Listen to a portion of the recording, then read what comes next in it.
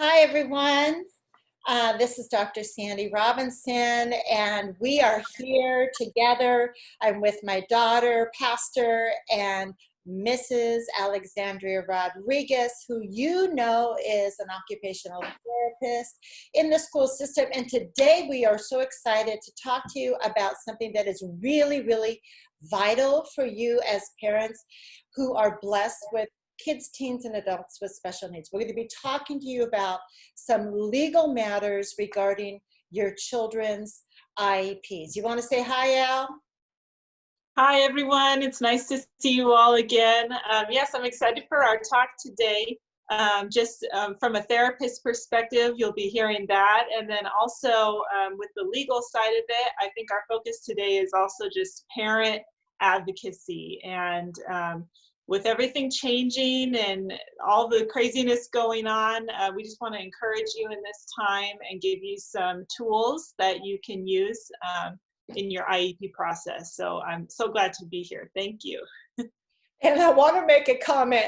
I'm not trying to be a Hollywood starlet. I'm really warm today, so I have the fan on. It kind of comes with age. So, I'll adjust it in different ways so you can see the wind blowing through my hair as we give you this picture. I got the ring light, I got the fan going, because, looks are everything. Anyway, I want you to remember, and I'm going to be reading a little bit of my notes as well, because it's really important that I get everything in here today just right. So I want you to first of all remember that you are your champion's greatest advocate. Nobody but you can get the job done. And so that's why we want to equip you today. Remember that your champion is your reward, and we are all together, our tribe here, to give you information so that you can be your champion's best advocate. The more you know about special ed policies and procedures in your state, your region, your county, and your district, the better advocate you can be. IEPs are individual education plans, or some districts call them ARDs.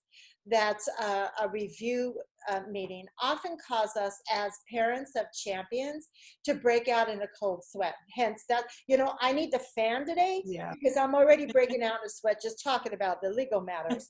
And I have been both sides of the table for IEP meetings.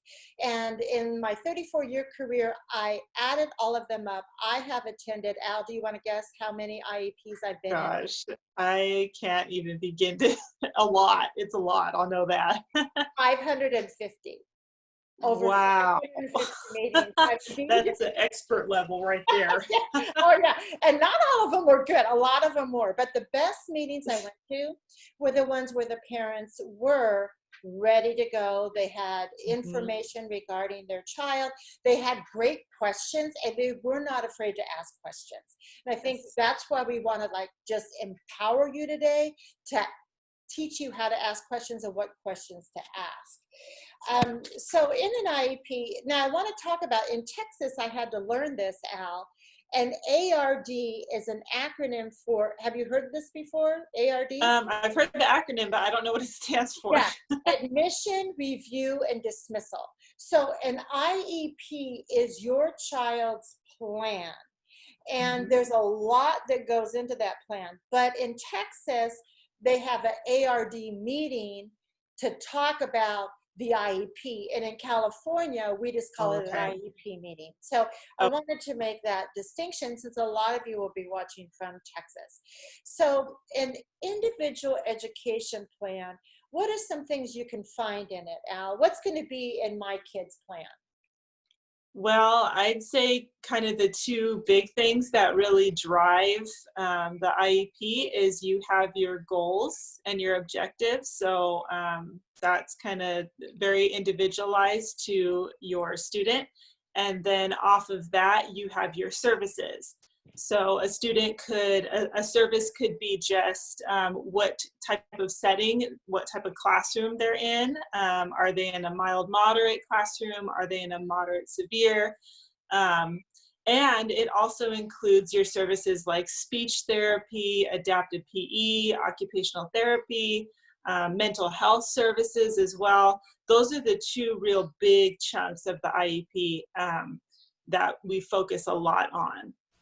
Yeah, and so some of the questions, and I have helped parents quite a bit with their IEPs for throughout the years. And one of the first questions that I always get is, okay, I really believe that my child needs more speech or they need more OT. And I say, okay, we have to go back to where it all starts, and that's the assessment. So when your child, it's called child find. So the district is mandated to find those children that may need special ed services in order for them to, we have to provide FAPE. So Al, you know what FAPE is, right? Yes, that is Okay. free appropriate public education. And so that is the law, and it has to be provided in the LRE, which is the least restrictive environment. And the least restrictive environment is with typical peers. That's the least restrictive. Yeah. So we're always trying to find ways for our kids, our champions, to be with their peers because it's an inclusive society, right? Mm-hmm. So how are we going to learn from each other and bring out the best in each other if we're not together? So the idea long ago was exclusion. Get our kids, put them in the back 40 in a little trailer. When I started education, it was like that. Yeah. Now more and more, because parents have been advocates and great advocates for their kids, now inclusion is the word of the day. So I want to go back to what Al was saying, though, how important it is that we look at the goals and objectives. First of all, we have the assessments that the individuals like Alex as an OT, when a child, we're looking at a child who we're assessing for special ed services, they have a lot of assessments, and from that data, it's data driven, we determine if they will benefit from special ed services. And then at that point, we write the goals and objectives to close the gap between what their peers are doing in gen ed and where they're at. So we're going to scaffold or write goals and objectives so we can close the gap as close and get them as close as possible to what is happening with their peers and being able to benefit from that education. So you got to start with assessment, then goals and objectives, because like I said, I've had parents come to me and say, oh, I believe my child needs speech. I believe my child needs this and that. And I'll say, well, let me look at the goals and objectives. And the goals and objectives, they may have one speech goal out of 15 goals. I'm saying, baby, if you want more speech, it has to be a direct correlation with the goals. What do you think about that, Al? Yes, that's absolutely a discussion that we have quite frequently in IEP meetings. And usually it's just explaining to the parents exactly what we've been talking about, that the goals drive the services. And I know a lot of times there's a misconception, at least on the end of like, for a service provider like occupational therapy, parents think that it's similar to outpatient, like outpatient speech or outpatient OT, just because that's a whole different thing. But within the school setting, the OT and the speech is all related to how the student performs in the classroom.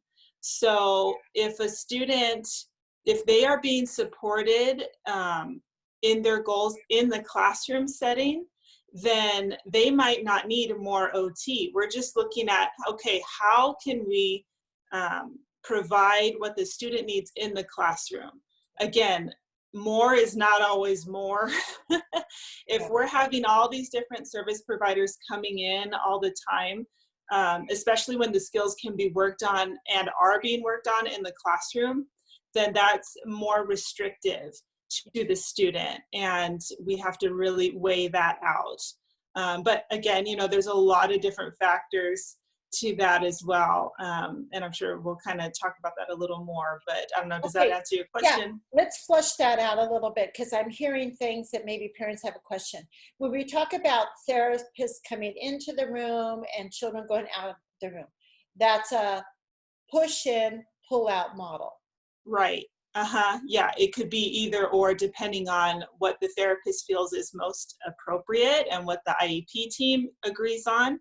As a therapist, I can either push in and, sit with the student maybe during a writing activity because I'm a therapist, right? I'm an OT. So I would go in and sit with them during a writing activity. That's a little less restrictive than if I totally pull them out of the classroom for, say, 30 minutes a week and work specifically on those handwriting skills. Typically, now, just for context, I'm a therapist in California. Every state kind of does things differently. Every district does things differently. But for the most part, if a student has not yet learned a skill, if they're a younger student, like kindergarten through 4th, 5th grade, that's when you're going to see more of those pull out services. We are trying to establish a skill that has not been taught yet. Moving on, once the child gets into, middle school, high school, the therapy isn't focused on, that drill and kill. That's not what we're trying to do. That should be happening in the classroom. The students should be having opportunities to work on those skills in the classroom. OT at that point would probably pull away and do more of a consult model with the teacher. Okay, you're working on this. Let me give you some pointers on how to make it work. So it's not like they're always going to have OT just for maintenance of, keeping a skill. That should be happening in the classroom. So, and that's what the OT helps with. Yes. Yeah. So I hope parents, you kind of understand those two models and the reason why we use those models, the benefits, the pros and cons, right? Yeah. Because I see a lot of parents, well, I want my kid to be pulled out. I want a one-on-one with the therapist, and the child's older. And so you have to always weigh, okay, when they have so many hours of school, and let's not even talk about yes. we'll get to that. If they only have so many hours of school, and then if they're being pulled out half their day every day, they're not getting that instruction from a teacher with their peers, which is so important. All right. Really important for socialization and just their academics. If they're being pulled for speech, pulled for OT, pulled for behavior, pulled for APE, adaptive PE services, man, that's a lot. And then they're not benefiting from the other. And so as they get older, Al mentioned something about it becomes almost like a consult model with the teacher. Mm-hmm. Yeah, and a consult model could be I'm consulting with the teacher once a month or every other week. How are they doing? Did you try this? Did you try that? But it's also a consult with the parent as well. I feel like sometimes parents don't quite know that, but that's available for you. The therapist can reach out to you, say, hey, how are they doing at home? What are some things that you guys are working on for this specific goal? And then, they're able to contact the therapist as well to, ask for assistance with anything or tips and tricks. So the consult model, I actually really like it, especially for the older students, because again, it's empowering them in their environment that they're naturally in, right? It's not me pulling them out. It's not me sitting with a 10th grader at their desk. I've had so many times where, the parents, they push and push for that more individualized therapy.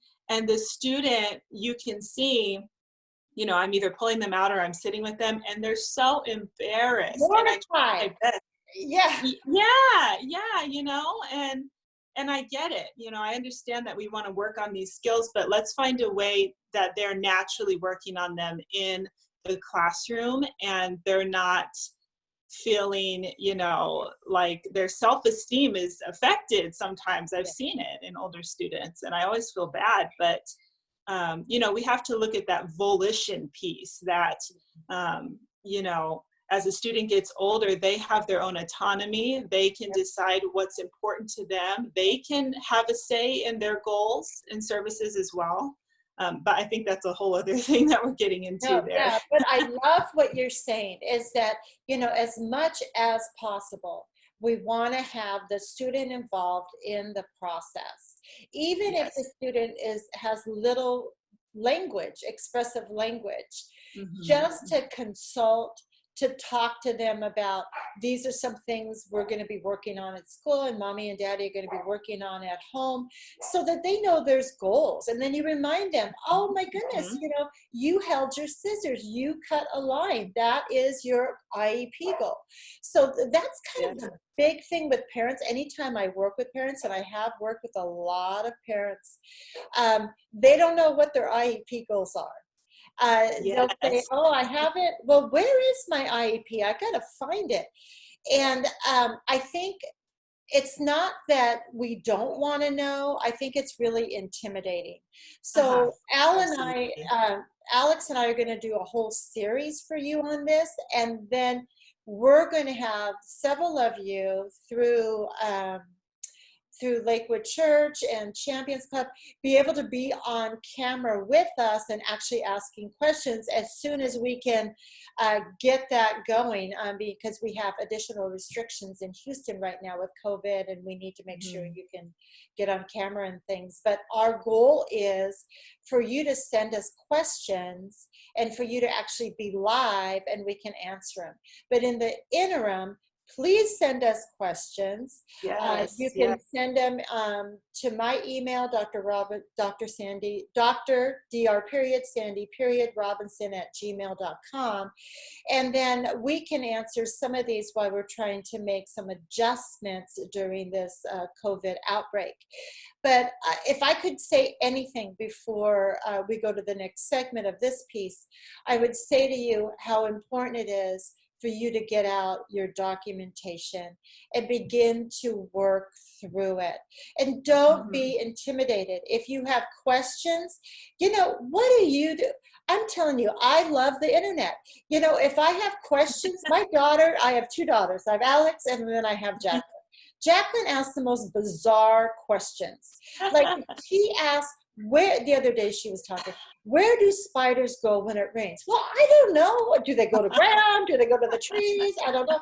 Google it. I told her Google it. And so that's kind of my answer for everything. Google it. But don't be afraid to do a little bit of digging yourself about, terms, and then you can talk to us about it and email me about it, and I'll get with Alan. We'll get a reply to you, because the more you're familiar with your children's documentation, your students' documentation, the better it is for you. And then I'm going to just do a plug for my website, drsandyrobinson.com, and I have on there a free resource for you. It's called Our Journey of Resilience Special Education Documentation Binder. And Wow. you're going to see in this like such amazing, it has a whole section on a communication log. So every time you communicate with your teacher, Mhm. you want to write that down, write what was said, what you talked about. And then it has a directory so you can keep the contacts. If you don't want to keep them in your phone, you can have them here. And then there's sections for your IEP plan. It gives the IEP process, and there's sections for your therapy notes and their recommendations. So it's really important to put everything in one place. If you have a binder or you got a box, I Yes. don't care what you Mhm. have your documentation in one place, gather it all up, and then that way you have it there. Because as we go through this series, it's going to be important that you have that there and you can ask questions. Well, we've got a lot more to talk about, but we only have a short time. So I have a lot of concerns about what's going on in our world today. And I do suffer a little bit from anxiety. I had a little bit of a meltdown before I came on to the screen today. Just, it's so easy to get overwhelmed with just life. And then, Yeah. especially if we have a child with special needs. Mhm. And then we've got this COVID-19 coronavirus pandemic. And education is changing. Like, do we send our Rapidly. kid to school? Do we not Mhm. send our kid to school? What is this, teletherapy? And that's not working. It doesn't seem to be working. And, some of us parents, we feel like losers. I can't get my kid to sit down during therapy. Yeah. So I wanted Al just to kind of talk just briefly about, well, not briefly, she can go as long as she wants, about what she's seen and ways to equip you parents in dealing with what's going on right now in this world and your child's education. Yeah, so I'm so glad that we were able to talk about this today because this is something that's been on the forefront of my mind lately with everything that's going on. Okay, I'm coming at you as an occupational therapist that is brand new to this whole virtual therapy thing, right? And Yeah. like the rest of us, I was thrust into it in March. And our district, like every other district, we've been trying to figure it out as we go and make it as meaningful and make the best process as possible. We're still figuring it out. We don't know yet what the fall's going to look like. And pretty much every time I have a session with the parents, they ask me, what's going on in the fall? And I have to say, I don't know. But, we're looking at either doing full distance learning or a hybrid of distance learning and on campus or completely reopening. But I think we're heading towards the hybrid, which would mean virtual therapy and virtual school is still going to be a thing. So we got to be ready for that, right? So just in my time that I've been doing this virtual therapy the past couple weeks, I've noticed a trend in my sessions, and it's mostly with my younger kiddos. I'm doing virtual therapy with preschool age children with special needs. I think I need to say anymore. It's a unique challenge, Yeah. okay? Yeah. But you know what? I have loved it in a way because a lot of the session has focused on just me changing up how I do things and encouraging the parents. Because, yeah, I have so many sessions where I turn on the camera, and as a therapist, I have my whole thing that I have planned out, right, for the session. Okay, I want them to do this, this, and this. And then I got 10 other activities in case that doesn't work out, right? Because I don't know what I'm going to step into when that camera turns on, okay? And so recently, this is how it's gone. I turned on the camera with, say, one of my preschoolers, and they are running around the room. And the parent is following them around with the camera, frantic, like, sit down, Johnny, sit down. I don't have any kids named Johnny, but, sit down, please. And I can tell in their voice just right away, they're so anxious. And it's like they want me to know that they're a good parent. That's how I feel. Yes. That's how I feel that is like the energy that's going on there. They are embarrassed that their child will not sit down and will not do what the therapist is telling them to do. And I just see the frustration, and I see the frustration go on to the child too. And then they start just escalating, right? And I had a session like that the other day. It was the first virtual session the child had. And again, I had a whole plan, and I got on camera, and they just wouldn't sit down. They wouldn't really follow any directions. And, the parent was stressed. And so in my mind as a therapist, I hope this helps you to hear what my perspective is. It will. I am not worried. I'm unfazed if your child will not sit, okay? Good for Because them. here's the thing, it's my job as the therapist Yes. to shift directions if something isn't working, okay? Yes. Number one, that's it. And number two, there is so many different things going on. I understand that this is a new challenge for your student, and it's just going to be what it is. And again, it's my job to meet your child and you where you're at. Yeah. So if they were sitting last time I saw them when they were in school and they were writing their name and now they're jumping off the wall, in my mind, okay, that's where we're at. I'm honestly, I'm not judging you. I'm not judging your child. I'm just thinking in my mind, okay, let's move on to the next thing. What is the best activity for this child to do right now? Yeah. That's all I'm thinking, you know? And I wish that parents knew that, because I don't need them to sit down at the desk. I'm a creative therapist. Let's do some sensory stuff, okay?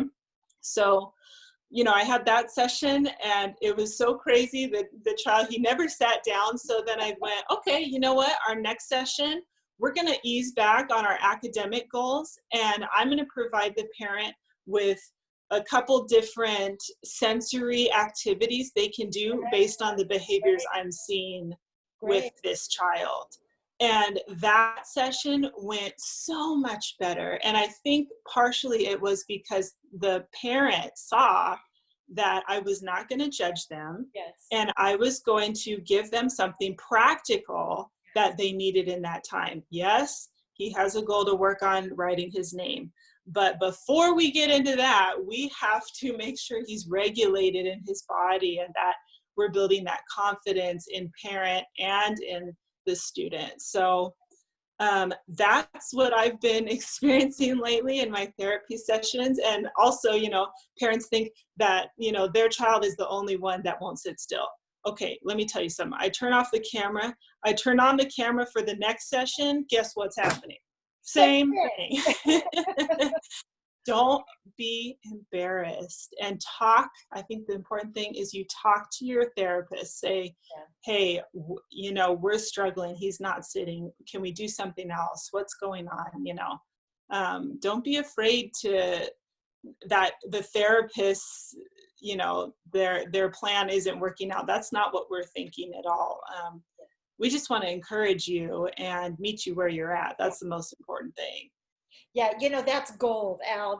There's gold in them hills, and what she's saying, and that, you know, what I hear her saying is, number one, there's no shame in our game. No. Right? I mean, we're all parents. I mean, at any time you could have seen Alex or Jackie or my kids just like running around, and you know, it's even more difficult when they have special needs, but that's what Al's there for. She gets it. And if you feel like your therapist is looking down on you or they're not providing what you need, what should you do, Al? You need to talk to them. You need to say, hey, I'm uncomfortable with this and this. Yes. Just because they're a therapist and they're telling you what to do and they do have specific training, that doesn't mean that, you know, you just submit to everything and just kind of, oh, well, they said this. Ask them, why are you doing it this way? So that you know what their thinking is. Yeah. And, you know, maybe you felt like they were being judgmental to you, but they're really not. They have a whole different mindset. Or, you know, if they are, then we still have to work out those conflicts for the best of the student, right? Yes. Yes. It's always in the best interest to communicate. I think that's number one. With the whole IEP process, with distance learning, virtual therapy, number one takeaway is communicate, and don't be afraid to communicate to these professionals, okay? You're a professional too. You're the parent. Yeah, and I think we don't say that enough. I know my kid best. More than any other therapist. I don't care what your degree is. I am the expert on my kid. So And I think a lot of times we feel intimidated by specialists, therapists, administrators, because they know the school system.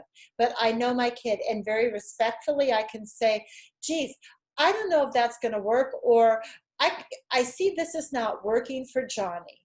Um, Mhm. Mrs. Rodriguez, do you have other suggestions? Just don't let them get by with, okay, well, that's all I got. Well, can we work together and find some other things, some other ways to reach my son? Because he's Mhm. important to me. And I think that kind of stops always, it stops me in my tracks when someone will just be honest with me, look me in the Yeah. eye, or give me Mhm. a nice email. You know how to do the sandwich. Start with something positive, sock it to them in the middle, and end with a positive, right? And that's how you do it. Or a phone call. Begin with, I just so appreciate all that you're doing for Johnny. I do have a couple concerns, and then follow up with thank you very much for listening to me. I really feel that you heard what I said, and I really feel we're Mhm. on the road to a great partnership. I mean, that's the way that we just handle the professionals, and we're all on the same page. The worst IEPs is the division, when the parents Mhm. lawyer up or Yeah. they have an advocate. Because you know why parents get advocates? Because they feel like they haven't been heard, and that their son or daughter is not making progress. That's when they get advocates, when there's a breakdown in communication. And Yes. advocates are expensive, and the process is long and arduous. So if we can Mhm. begin today, right now, begin to have discussions with those individuals that are on our kids' team with us, all trying to achieve the same goals and objectives, Johnny wins. And we're all Yeah. about Johnny anyway. We're all Yeah. about our kid winning. But sometimes we have to step out of our comfort zone and say, I'm uncomfortable with what you're telling me right now. It's not working. Can we figure out another way? And use your Right. I statements. I don't feel comfortable. I don't feel like Johnny's, able to do this right now. I'm Mhm. overwhelmed. I need your help. This Mhm. is not working for our family. Great statements to make to your therapist. Yes, definitely. Again, that communication is key. And that's one thing that I wish, and that's why I'm here. I wish more parents knew that they have the right to do that with their therapist, with their administrator, with the teacher. Um, and, we say communication, but it's a respectful Yeah, communication. yeah. They call it the IEP team. The parent is part of the IEP team. It's not the IEP team and the parent. Everyone together, you need to work as a team towards the same goal to help your students. So with that in mind,